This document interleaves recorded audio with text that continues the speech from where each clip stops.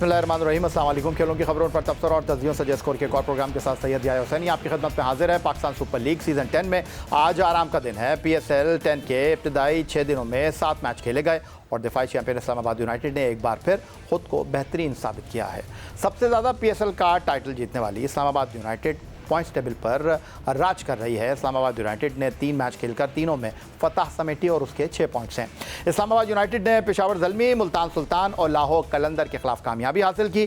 Points table पर दूसरा number PSL की सबसे मुतहर्रिक फ्रेंचाइज लाहौर कलंदर का है। लाहौर कलंदर्स ने भी 3 मैच खेले हैं जिसमें उन्हें सिर्फ एक शिकस्त इस्लामाबाद यूनाइटेड से इफ्तिताही मैच में हुई और वो 4 पॉइंट्स के साथ दूसरे नंबर पर हैं। कोयटा ग्लैडिएटर ने भी गुज़िश्ता सीज़न के मुकाबले में बेहतर आगाज़ किया है और 2 मैच खेलकर एक में फतह और एक में शिकस्त के साथ 2 पॉइंट हासिल कर चुकी है और उनका बेहतर रन औसत पर तीसरा नंबर है। कराची किंग ने भी 2 में 1 मैच जीता, 1 में शिकस्त, 2 पॉइंट हासिल कर रखे हैं। मोहम्मद रिजवान की मुल्तान सुल्तान और बाबर आजम की पेशावर ज़ल्मी 2 मैच खेलकर कोई फतह हासिल न कर सकी और बिलतरतीब 5वें और 6ठे नंबर पर मौजूद है। पाकिस्तान सुपर लीग सीज़न 10 में इस्लामाबाद यूनाइटेड के टॉप पोजीशन हासिल करने की वजह उनके बैट्समैन और बॉलर्स की शानदार कारकर्दगी है। ओपनिंग बल्लेबाज और इस्लामाबाद यूनाइटेड के लिए इनिंग का आगाज़ करने वाले साहबजादा फरहान ने बैटिंग में 3 मैच खेलकर टॉप स्कोरर में अपना नंबर 1 बरकरार रखा हुआ है। साहबजादा फरहान ने 3 मैच में 165.76 के स्ट्राइक रेट से 184 रन स्कोर करके जिसमें उनका बेहतरीन स्कोर 106 रन है। पेशावर ज़ल्मी के खिलाफ रहा इस्लामाबाद यूनाइटेड के ही कॉलन मनरो 3 मैचों में 143 रन बनाकर दूसरे नंबर पर हैं। 156.38 के स्ट्राइक रेट से बैटिंग करते हुए कॉलन मनरो ने एक निफ सेंचुरी भी स्कोर कर रखी है और उनका बेहतरीन स्कोर 59 रन रहा है। बेहतरीन बैट्समैनों की फहरिस्त में तीसरा नंबर लाहौर कलंदर के फ़खर जमान का है। फ़खर जमान ने 3 मैचों में 156.52 के स्ट्राइक रेट से बैटिंग करते हुए 144 रन बनाए हैं और 76 रन की इनिंग के साथ उनकी 2 निफ सेंचुरियाँ भी रिकॉर्ड बुक का हिस्सा हैं। PSL 10 के इब्तदाई 7 मैच मुकम्मल होने के बाद बेहतरीन बॉलिंग की फहरिस्त में भी इस्लामाबाद यूनाइटेड और लाहौर कलंदर्स के बॉलर्स कब्जा जमाए हुए हैं। वेस्ट इंडीज़ से ताल्लुक़ रखने वाले इस्लामाबाद यूनाइटेड के फास्ट बॉलर जेसन होल्डर 3 मैचों में 7.10 के इकॉनमी से रन देते हुए 9 विकेट के हुसूल में कामयाब रहे और उनकी बेहतरीन बॉलिंग गुज़िश्ता रोज़ मुल्तान सुल्तान के खिलाफ 25 रन के बदले 4 विकेट रही। लाहौर कलंदर के overseas leg break googly bowler Bangladesh के राशिद हुसैन ने 2 मैचों में 8 ओवर कराते हुए 6 विकेटें अपने नाम की हैं जिसमें उनकी बेहतरीन बॉलिंग 26 रन के बदले 3 विकेट है। इस्लामाबाद यूनाइटेड के कप्तान शादाब खान ने 3 मैच खेलकर 6.77 के इकॉनमी से रन देते हुए 6 विकेटें अपने नाम कर रखी हैं। तो पाकिस्तान सुपर लीग सीज़न 10 2025 में आज आराम का दिन, लेकिन मुकाबलों से भरपूर ये लीग अभी जारी है। मिलते हैं एक ब्रेक के बाद।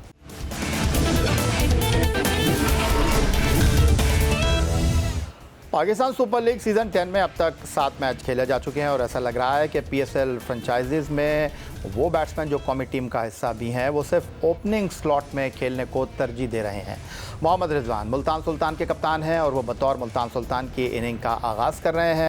बाबर आजम जो अभी तक बैक पैच से गुजर रहे हैं वो भी पेशावर ज़ल्मी की जानिब से ओपन कर रहे हैं। टेस्ट टीम के नायब कप्तान सऊद शकील जो वाइट और रेड बॉल में मिडल ऑर्डर के बैटर हैं वो भी कोयटा ग्लैडिएटर के लिए बतौर ओपनर खेलते दिखाई दे रहे हैं। फ़खर जमान लाहौर कलंदर के लिए इनिंग का आगाज़ कर रहे हैं और इस्लामाबाद यूनाइटेड के लिए साहबजादा फरहान इनिंग का आगाज़ कर रहे हैं और अब तक टेबल पर ओपनिंग बल्लेबाज ही टॉप स्कोरर नज़र आ रहे हैं, लेकिन मिडल ऑर्डर के बल्लेबाज या तो अपनी बारी का इंतज़ार कर रहे हैं या फिर बेंच पर बैठे हुए हैं। इस्लामाबाद यूनाइटेड के हैदर अली को 2 मैचों के बाद मौका मिल गया और वो 33 की जारहाना इनिंग खेलने में कामयाब रहे, लेकिन कोयटा ग्लैडिएटर में शामिल हसीबुल्ला खान और ख्वाजा नाफे भी अपनी बारी का इंतजार ही कर रहे हैं।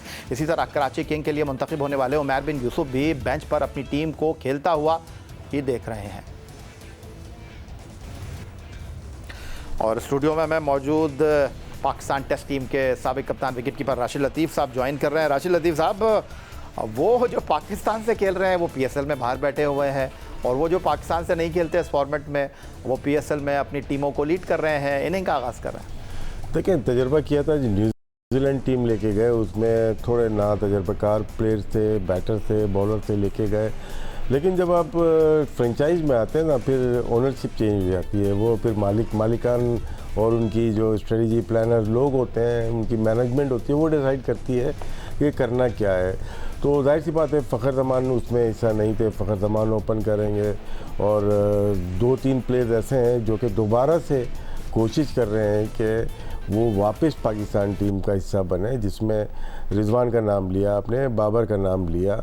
ये वो ऐसे प्लेयर हैं जो कि लास्ट ईयर तक खेलते आए, लेकिन T20 तेज़ी से पाकिस्तान में भी चेंज हो रही है और चाह रहे हैं कि हम अच्छे स्ट्राइक रेट के साथ, जैसे हारिस को ट्राई किया हमने, नवाज़ को ट्राई किया, तो साहबजादा फरहान को हम ट्राई करना चाहेंगे दोबारा। तो चेंज हो रही है, तो इसका मतलब है जो टॉप ऑर्डर के बैटर्स हैं उनको ज़्यादा मौके मिलते हैं, उनको जब मौके मिलते हैं वो रन्स करते हैं और वो नज़रों में आते हैं। हमें ज़रूरत मिडिल ऑर्डर की बहुत ज़्यादा है। जैसे आपने बात की, एक ज़माने में इफ्तिखार को बहुत ट्राई किया गया और आसिफ अली को ट्राई किया, हुसैन तलत को ट्राई किया गया, खुशदिल को ट्राई किया गया। ट्राई करने में हर्ज नहीं है, लेकिन इनका गेम चेंज करने में हर्ज है। इनको आपने हिटर बना दिया कि आंखें बंद करके आप मारते रहें, आपकी जगह 6, 7, 8 नंबर पे मिल जाएगी अगर आप ऐसे मारोगे। क्रिकेट एक प्रॉपर गेम है, चाहे आप कई दुनिया में देख लें, वो आराम से खेलते हैं, उसके बाद वक्त आने पे मारते हैं। ये नहीं है कि अपना गेम ख़राब कर लें। हैदर अली की मिसाल सबसे बड़ी है। उन्होंने स्टार्ट कहाँ से किया था? जो ओपनर किया था, फिर उनको देखा कि ओपनर नहीं चल सकते तो उनको मिडिल ऑर्डर में ले आए। हालांकि वो फर्स्ट क्लास के बेहतरीन बल्लेबाज थे, टेस्ट कैप दे देनी चाहिए थे 2020 में जब इंग्लिस्तान गए थे, वहाँ पे मिल जानी चाहिए थी, लेकिन नहीं मिली उनको। लेकिन फिर भी उनको मिडिल ऑर्डर किसने बनाया? सिस्टम के ख़राब रवैयों ने, ख़राब स्ट्रेटजी ने। तो वो भी एक ऐसे प्लेयर थे जो आते ही साथ छा गए थे। लेकिन हैदर अली की आपने बात की, 2 मैचों में बेंच पे बैठे, तीसरे मैच में मौका मिला और तीसरे मैच में उनका टीम में खेलना, लेकिन शादाब उनसे ऊपर बैटिंग करने के लिए आ रहे हैं, आप उनको सिर्फ पिंच हिटर के तौर पर इस्तेमाल कर रहे हैं। यही तो अलमिया, यही है। शादाब अच्छे बैट्समैन है, लेकिन शादाब की एक ख़ास बात जो नज़र आ रही है वो ये कि वो टीम एज ए कैप्टन है, लेकिन उनसे बेहतर बॉलर टीम में मौजूद है, उनसे बेहतर बल्लेबाज टीम में मौजूद हैं। तो उनका काम क्या है कि वो थोड़ा सपोर्ट करेंगे, वो टीम आगे जाएगी। सेम चीज़ शाहीन अफरीदी की भी है, लेकिन रिजवान या बाबर आजम की ये चीज़ नहीं है। वो खुद ज़्यादा परफॉर्म करना चाह रहे हैं। आपने रिजवान की बात की, ऐसा लग रहा है कि जो बैनुल अक़वामी क्रिकेट में रिजवान के बतौर कप्तान मसाइल थे, वो फ्रेंचाइज क्रिकेट में भी दिखाई दे रहे हैं। कल हसनैन से उन्होंने 7वां ओवर कराया, फिर 19वें ओवर में उनको बॉलिंग करने के लिए लेकर आए, फिर उसके बाद डेविड विली का 1 ओवर बाकी है और कल जो मुल्तान सुल्तान को नाकामी का सामना करना पड़ा, आखिरी 5 ओवर ने रोल प्ले किया, 72 रन्स दिए मुल्तान सुल्तान ने इन आखिरी 5 ओवर्स में, और वो मैच जहां पर वो अच्छे तरीके से फिनिश कर सकते थे, वो मैच उनके हाथ से निकल गया। जी, ये भी पॉसिबल है, लेकिन सबसे बड़ी, अगर तो इन्होंने टॉस जीत के लाहौर कलंदर्स को, अगर इस्लामाबाद यूनाइटेड को पहली मरतबा इस टूर्नामेंट में हुआ है कि जो टॉस जीता कप्तान वो मैच हार गया। हाँ, तो हो क्या रहा है कि यहाँ पे पुराने वाली स्ट्रेटजी नहीं चल रही, जो कि हमने पहले देखा था कि टॉस जीतो और मैच जीतो, चेज करते थे, ड्यू फैक्टर बहुत ज़्यादा था।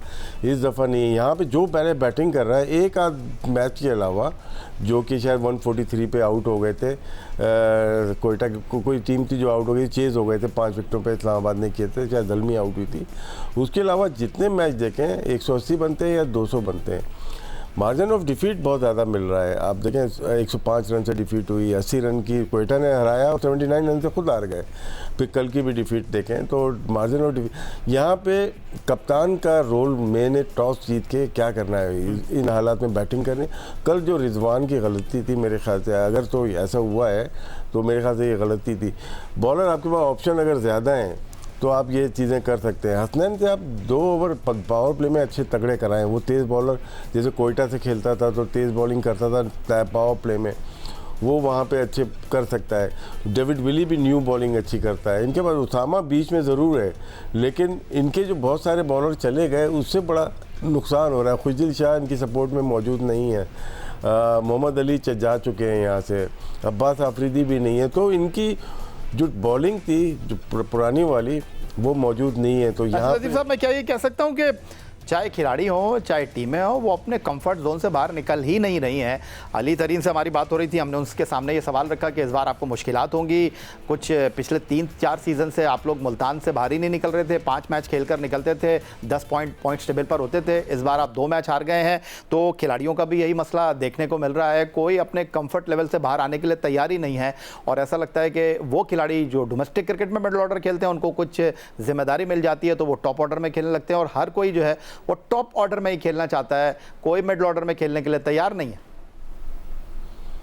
नहीं, इसमें ये देखें कि अली तरीन चाह रहे हैं कि उनकी टीम अच्छी हो। वो शायद अपने जो इलाके हैं वहाँ पे भी अपनी ख़वातीन की एकेडमी भी बनाई है और वहाँ लोकल प्लेयर प्रोड्यूस करना चाह रहे हैं, लेकिन इस दफ़ा की टीम शायद बहुत मजबूत नहीं है और हो सकता है कि पूल में जो प्लेयर्स हों रिटेन बहुत ज़्यादा हो गए हैं प्लेयर। जैसे कराची किंग ने अपने 7-8 प्लेयर रिटेन किए, सब ने अपने में रिटेन किए, लेकिन इन्होंने शायद रिटेन नहीं किए, इनके प्लेयर निकल गए जो मैंने अभी नाम लिए, वो उससे नुकसान हुआ है। इनको रिटेन करना चाहिए थे। लेकिन अभी बेंच पे बाहर कौन बैठा हुआ है? इनके पास फैसल अकरम बैठे हुए हैं, गुरदेश मोती बैठे हुए हैं इनके पास, तो वाई नॉट इन खिलाड़ियों की तरफ क्यों नहीं जा रही मुल्तान सुल्तान? शुरू के दो मैचेज हैं, अभी आगे जाके शायद अपना चेंज करेंगे। इनकी जो बैटिंग है, मैं डोमेस्टिक के लिहाज से या PSL के लिहाज से उस्मान भी बहुत अच्छा परफॉर्म करते हुए आए, इफ्तिखार ने बड़ा परफॉर्म किया हुआ है, तो मेरे ख्याल से इनको दोबारा से परफॉर्म करना पड़ेगा।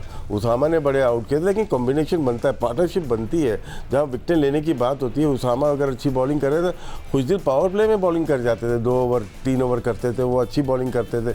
नीचे से आके अब्बास आफरीदी आखिर के 3-4 ओवर करते थे, उसमें आउट करते थे। तो मेरे ख्याल से 2 बॉलर का निकलना, एक ऊपर से मोहम्मद अली थे, वो तो मुल्तान में ही आउट किए उन्होंने, लेकिन बाकियों ने मुल्तान से बाहर भी जाके आउट किए। शायद बॉलिंग का भी, बैटिंग का तो है, शायद बॉलिंग का ज़्यादा नुकसान हुआ है इनको। लेकिन इस बार जिस तरह राशिद लतीफ़ साहब टूर्नामेंट स्टार्ट हुआ है, 2 टीमें जो है वो मुश्किल सूरत हाल शिकार दिखाई दे रही हैं और अब पिंडी में इन 2 टीमों का मुकाबला है। 2 मैच हारने वाली मुल्तान सुल्तान जो है वो पेशावर ज़ल्मी से मैच खेल रही है और डेफिनेटली एक जीतेगी और एक हारेगी, और जो भी हारेगा वो बहुत ज़्यादा मुश्किल सूरत हाल का शिकार हो जाएगा। और दूसरी तरफ इस्लामाबाद यूनाइटेड होम ग्राउंड पर 3 मैच जीत चुके हैं, 4था मैच खेलने के लिए वो कराची आ रहे हैं, तो कराची के लिए मस्ट विन गेम है। और अगर इस्लामाबाद ने कराची को कराची में हरा दिया तो उनकी फ़्लाइट तो फिर ऊँची है। देखिए, मैं पेशावर ज़ल्मी और मुल्तान पे दोबारा आता हूँ। पहले ये बात करते हैं लाहौर कलंदर्स की और इस्लामाबाद यूनाइटेड की। इनके ड्राफ्ट में देखें, टीम बनती है ड्राफ्ट में, तो अगर हमने इसकी पावरफुल टीम देखते हैं, मुल्तान की इतनी अच्छी नहीं बन पाई, लेकिन लाहौर की बात करते हैं, मिडिल ऑर्डर में कौन है इनके पास? इन्होंने डैरल मिचेल को लिया, Daryl Mitchell, Sam billing, Sikandar को लिया। अब ऊपर टॉप कौन है इनके पास? फ़खर भी हैं और फ़खर भी हैं, 2 लोकल और 3 उसके बाद इनके पास हैं, और एक नया लड़का खिलाने की कोशिश कर रहे हैं। अभी तक परफॉर्म, हो सकता है वो भी परफॉर्म कर दें। नहीं, नीचे इनके पास बॉलिंग, रिशाद के आने से कितनी ज़बरदस्त बॉलिंग हो गई, जमान को ट्राई किया, तो ये टीम बनती हुई नज़र आ रही है। 2 मैच बैक टू बैक जीती है, तो क्या ड्राफ्ट में टीम अच्छी बनाई ना इन्होंने। खिलाने में एक आध मैच में रिशाद को नहीं खिलाया और जिसकी वजह से शायद उनको थोड़ा सा प्रॉब्लम हुआ, लेकिन अब ये टीम बनती हुई नज़र आ रही है।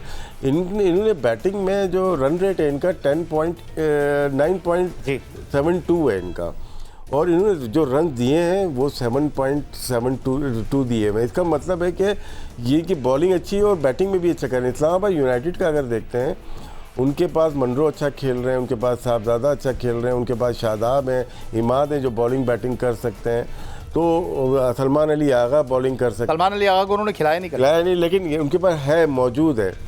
होल्डर को लिया है उन्होंने, अभी तक 9 विकेट्स लिए हैं। उनका जो 10 से प्लस का है, नसीम शाह 10 से ज़्यादा रन बना रहे हैं और 7.2 से रन दे रहे हैं। इसका मतलब है कि कितना डिफरेंस है, 1.8 या 2 पॉइंट कुछ का इनका डिफरेंस है सिर्फ बॉलिंग और बैटिंग के बीच में, सिर्फ रनों का। तो यहाँ पे लग रहा है कि इस्लामाबाद यूनाइटेड अभी तक, आज तक क्विकली पेशावर और मुल्तान के बारे में क्या कहेंगे? किसके? क्विकली मुल्तान और पेशावर के बाद दोनों ही ख़राब परफॉर्मेंस कर रही हैं, लेकिन अब आपस में टकराने जा रहे हैं। आपस में शायद जो बैटिंग करेगा, अब ये देखना है बैटिंग कौन करता है। बैटिंग करने वाले को एडवांटेज हो रहा है अभी तक, और लेकिन फिर भी मुल्तान सुल्तान शायद ज़्यादा बेहतर परफॉर्म करे। बहुत शुक्रिया। पाकिस्तान के साबिक टेस्ट कप्तान विकेट कीपर राशिद लतीफ़ हमारे साथ मौजूद थे। यही था आज का हमारा प्रोग्राम। आप हमें ईमेल कर सकते हैं, अपनी राय से आगाह कर सकते हैं score@geo.tv पर, एक्स अकाउंट पर आप हमें फॉलो कर सकते हैं। इस दुआ इस उम्मीद इस तवक्को के साथ कि पाकिस्तान में खेलों खिलाड़ी तरक्की करते रहें। सैयद याहिया हुसैनी को स्कोर की पूरी टीम के साथ अगले प्रोग्राम तक के लिए इजाज़त दीजिए। अल्लाह हाफ़िज़।